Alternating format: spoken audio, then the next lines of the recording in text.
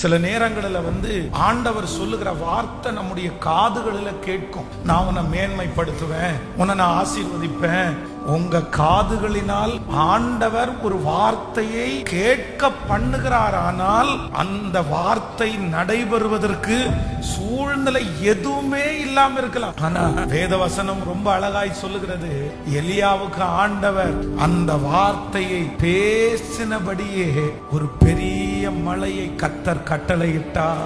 நான் நம்புறேன், கர்த்தருடைய வாயிலிருந்து புறப்பட்ட வார்த்தை உங்களுடைய காதுகளிலே தொனித்திருக்கிறது உண்மையானால், அந்த சத்தத்தை நீங்கள் கேட்டது உண்மையானால், அந்த வார்த்தை உங்களுக்காக கடந்து வருகிறதை நீங்கள் விசுவாசித்தது உண்மையானால், அது உங்களுடைய இருதயத்திலே சந்தோஷத்தை கொடுத்தது உண்மையானால், கண்டிப்பாக 7 நாட்கள் 7 வருடம் நீங்கள் காத்திருந்து கிடைக்காவிட்டாலும் கர்த்தருடைய